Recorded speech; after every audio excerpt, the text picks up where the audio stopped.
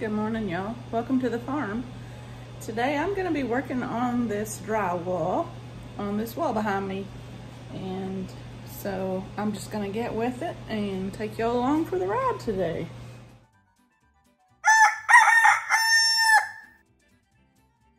I really don't have the proper tools to do this. I know I have them, I just don't know where they're at, and I did not get them from Jack before he left today. So I'm going to be using a pastry cutter and a bowl and some all-purpose sheetrock mud, joint compound. And so I'm just going to I'm going to smooth that wall out. Eventually I want to smooth all of my walls out, just kind of float them, not to a perfect flat texture, but somewhat of a flat texture. I don't really like the texture in this house. Some is different than others. Some I do like, some I do not. So we can texture it ourselves down the road if we want to do that, and I like that much better than what's here. So all right, I'm gonna get to work on this. If you have never worked with sheetrock mud before, you know you want to remove only what you're going to use and then cover and make the other that has been purchased or prepared airtight, because it will dry out and leave clumps in your work. And I'm sorry, I'm gonna make me a cup of coffee too. Hadn't had any coffee yet this morning.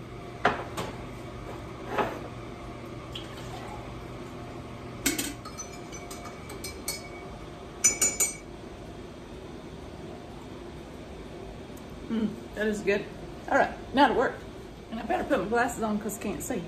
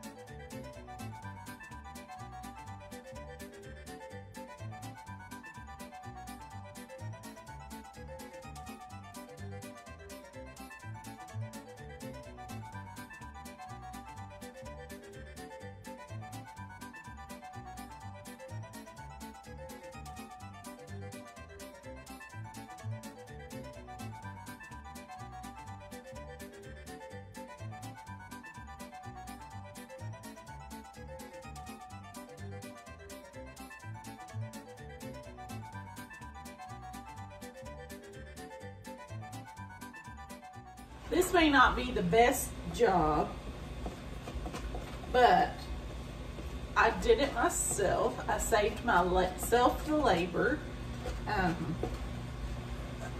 It's going to be an open back cabinet, and so it's not going to have all those rough places where we actually got into the sheetrock with that tool.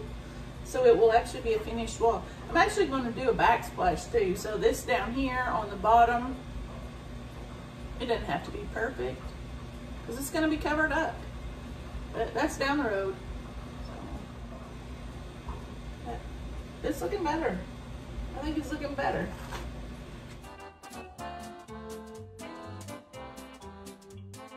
It's like icing the cake. Just gotta work on it till you get it right. Slow and steady wins the race. Is that right? Yeah. That right there is causing me a problem.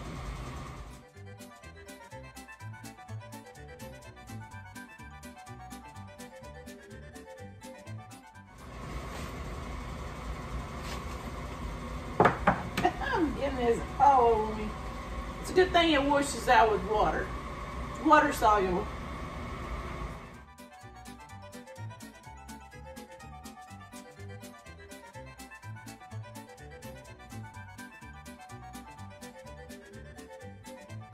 Okay, I moved the coffee pot down a little bit so that I can work in this corner a little bit here.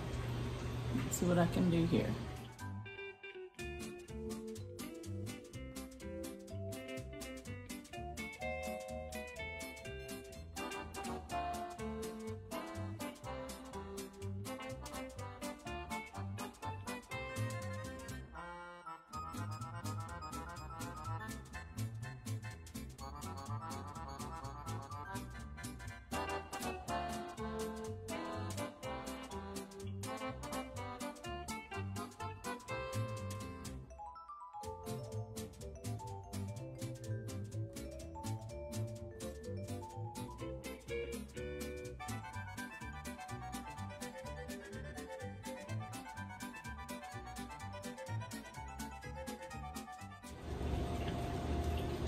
Ah, not good.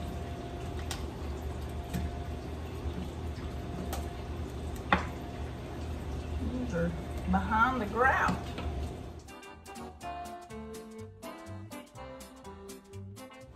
I know this is a screwdriver, but I'm using it to chip away this grout.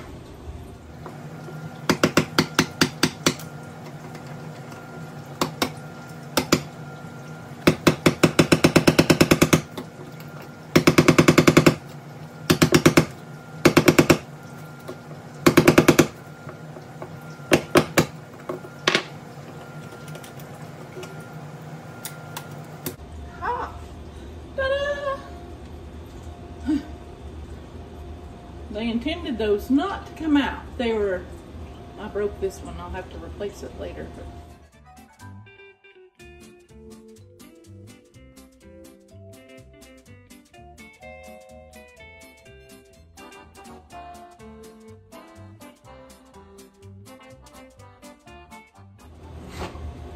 I really wanted to take this tile from here to here down, like a little bit of a backsplash down, but Jack informed me that it might be a while before I get backsplashes, and so he didn't know, or countertops, and so he didn't know how I would feel about that, so I've chose to leave it for the time being. I actually have another project that takes precedence over this countertop, and it is my bathroom.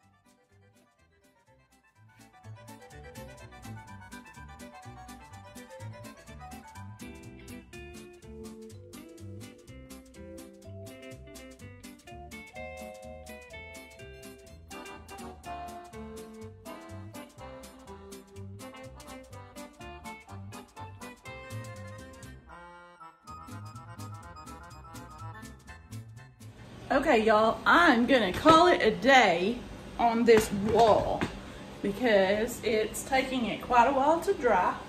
And then once it dries somewhat, I'm gonna come across with a damp sock. And I'm just gonna kind of knock off the heavy edges, the sharp edges. And that way it'll just kind of help blend it in more. I kind of got it like tapered in, if that's what you want to call it, kind of smoothed for the most part, but there's still some roughness there where there was some messed up sheetrock behind that. And I was messing with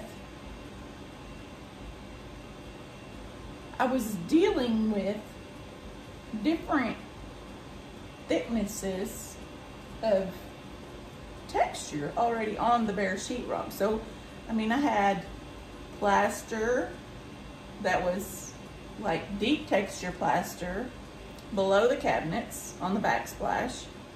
And then I had multiple layers of paint on top of that. Probably, well, I know I've painted this kitchen twice since I've lived here, maybe 3 times.